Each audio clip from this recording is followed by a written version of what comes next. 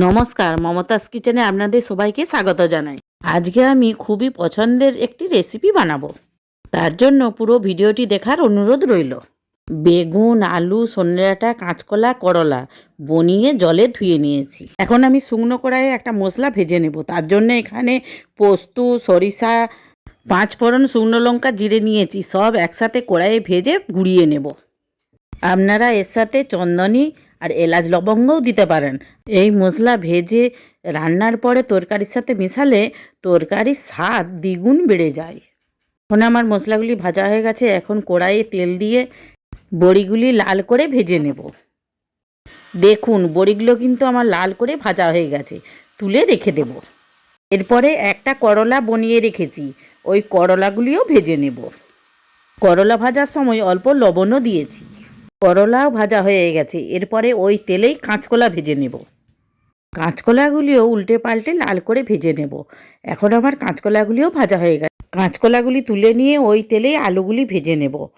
আমি এই সব সবজি ভাজার জন্য হলুদ দিই না। হলুদ দিলে তেলটা একটু কালো হয়ে যায়, তখন আর ওই তেলে রান্না করা যায় না, তাই আমি হলুদ দিচ্ছি না। এরপরে বেগুনগুলিও আমি ভেজে নেব। বেগুন ভাজার জন্য অল্প একটু তেলও দিয়ে দেব।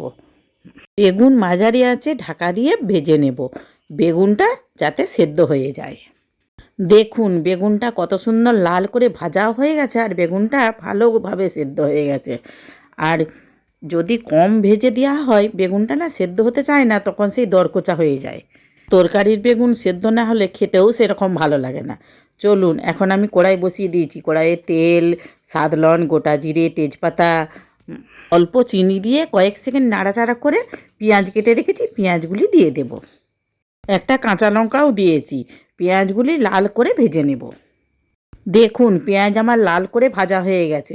এরপরে আদা রসুনের পেস্ট হাফ চামচ হলুদ গুঁড়ো, হাফ চামচ জিরে গুঁড়ো, হাফ চামচ ধনে গুঁড়ো, আর লঙ্কা গুঁড়ো হাফ চামচ, আর কাশ্মীরি লঙ্কাও অল্প দিয়েছি। ঝালটা আপনারা আপনাদের পছন্দ মতো দিবেন। তেলের মধ্যে এই মশলা 2 মিনিট কষিয়ে নেব মাঝারি আঁচে। তারপরে সব সবজি যে ভেজে রেখেছিলাম সেগুলি দিয়ে 2-3 মিনিট কষিয়ে নেব। আলু, কাঁচকলার সাথে সজনে ডাঁটা দিয়েও 2-3 মিনিট কষিয়ে নেব।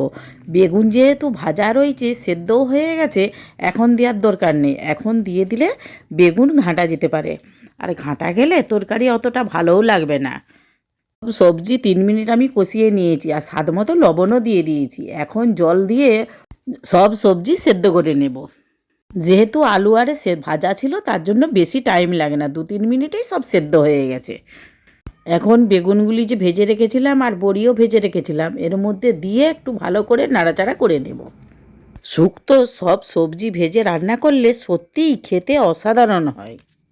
দেখুন, সজনে ডাঁটাও সম্পূর্ণ সেদ্ধ হয়ে গেছে। এখন এরপর জল দিয়ে ফুটিয়ে দিলেই রান্না রেডি। আপনারা একবার হলেও এইভাবে শুক্তো বাড়িতে বানিয়ে খেয়ে দেখবেন। আশা করছি বাড়ির সকলেই খুব পছন্দ করবে। আর আমার রেসিপিটি ভালো লাগলে একটা লাইক করার অনুরোধ রইল। শুক্তো রান্না পুরোপুরি রেডি। এখন আমি একটু ঘি দিয়ে দেব। এই ঘিটিও কিন্তু আমার বাড়িতেই বানানো। ঘি তৈরির রেসিপিটিও আমার চ্যানেলে দেয়া আছে, আপনারা দেখতে পারেন। গয়লার কাছ থেকে 500ই হোক আর 1 কেজি হোক দুধ কিনে যে সর তুলে ঘি করা যায়, ওই রেসিপিটি আমার চ্যানেলে দেয়া আছে। এখন শুক্তোটি অন্য পাত্রে ঢেলে নেব। শুক্তো অন্য পাত্রে ঢালা হয়ে গেছে। একটা সেই যে মশলা ভেজে রেখেছিলাম না, সব ভাজা মশলা, সেই ভাজা মশলার গুঁড়া অল্প উপরে ছড়িয়ে দেব, দিয়ে ঢাকা দিয়ে রেখে দেব। এইভাবে শুক্তো রান্না করে খেলে ভাতের সাথে আর কিছুই লাগবে না, অনায়াসে একতলা ভাত খাওয়া হয়ে যাবে। আমার ভিডিওটি শেষ পর্যন্ত দেখার জন্য ধন্যবাদ। আর রেসিপিটি ইউটিউব থেকে দেখলে প্লিজ সাবস্ক্রাইব করুন, আর ফেসবুক থেকে দেখলে ফলো করুন, আর অনেক অনেক শেয়ার করুন।